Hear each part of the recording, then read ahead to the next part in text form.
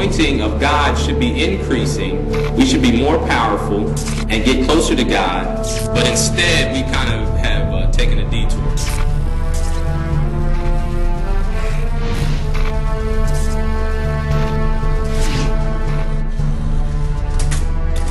Everywhere the early followers of Jesus went, they changed their environment. But now it's the other way around. Instead of the church changing the world is changing the church. And it shouldn't be that way.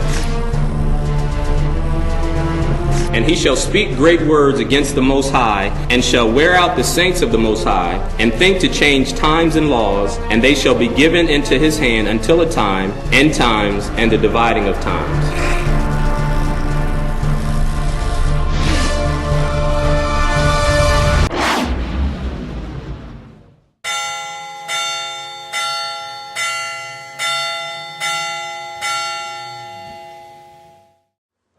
And I know it's an end times ministry, and we also know that one of the things that happens even in the house of God is that we haven't recognized and believed how real the devil is. Amen. Now, you shouldn't fear the devil. The devil has no power over you, but you have to know that he's alive and he's real. Amen. And his job is to steal, kill, and destroy. Right. That's right. Amen. We also have to recognize that there's only two teams in this battle. It's only two armies in this war. I always like to use the example of, I use a lot of football analogies. If I told you I played in the Super Bowl last year that just passed, and I was a football player in the Super Bowl, you would say, did you play for the Saints or did you play for the Colts? If I told you I didn't play for either of those, you would say, well, you wasn't in the game then. Because there was only two teams in there, right? Amen. One of them won, one of them lost. And in this spiritual battle, there's only two teams. There's God's team, and then there's the other team. There's no middle team. When you hear people talk about mediums and psychics, they're working for the devil. Right. And I think sometimes when you say medium, we think that there's good, evil, and medium. Psychics, astrologers, and all that other stuff, they work for the devil. Amen. Even when they don't acknowledge it. God says you're either for me or you're against me. Either you're helping me to scatter, or either you're helping me to gather, or you're helping the devil to scatter, I should say. Amen. And so we have to understand that, and understand also that as we get closer to the end time, that the battle is being stepped up. Amen. The battle, the attacks are getting more and more severe. When you look at what's happening in the world itself, that the attacks is getting more severe. And part of the problem is the church is not being the church. When we operate like we're supposed to, we change the atmosphere that we're around. But when we don't operate like we're supposed to operate, the devil wins. Amen? Amen. When you see a city like Harrisburg or this area, I think I've heard it maybe 2,200 churches. If there's 2,200 churches in the Harrisburg area, then why we have one of the highest crime rates and highest HIV rates and the highest dropout rates in the area, in the state, in the country? Amen. Amen. We're up there. I was talking to a person who just retired recently from the Harrisburg School District, and I was telling him I went to Connecticut, Hartford, Connecticut last year, and one of the junior high teachers had read my book and heard my testimony. He said, I really need you to come in and talk to these young people. I think that you can help them. He was a young white man, probably in his 30s, early 30s maybe, and the school district and the school he was in was primarily minority, so it was mainly black and Hispanic. So about 80 or 90, probably 90+% of the school was either black or Hispanic.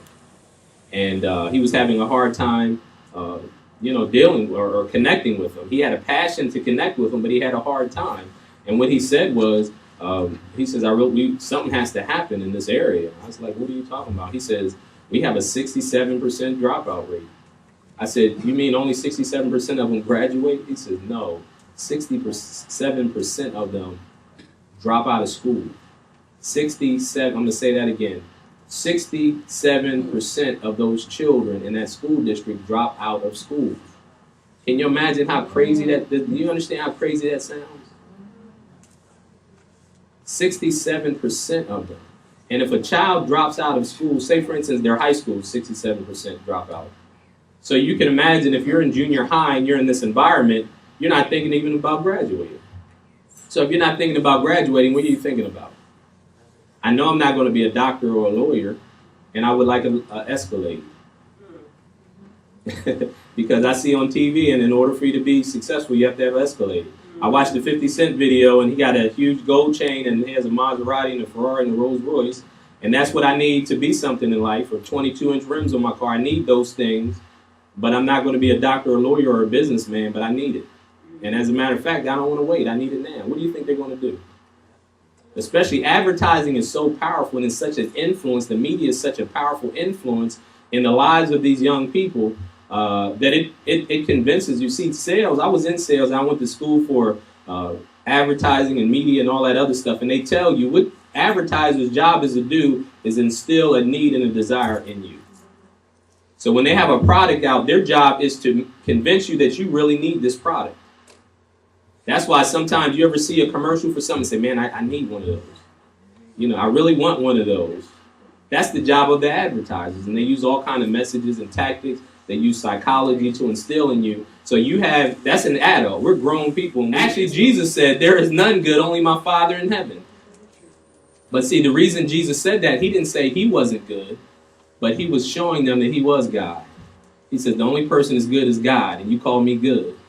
So if I'm good, guess who I must be? See, a lot of people get caught up. Jesus even said he wasn't good. He didn't say, I'm not good. He says, why do you call me good? There is none good but God. So yes, I am good, and as a matter of fact, I am God. Amen? Amen. That's where our righteousness comes in. And to think about this, let me tell you something. Without a shadow of a doubt, the United States of America is the most blessed nation in the world, period. It is the most blessed nation in the history of mankind. It is the richest nation that there has ever been.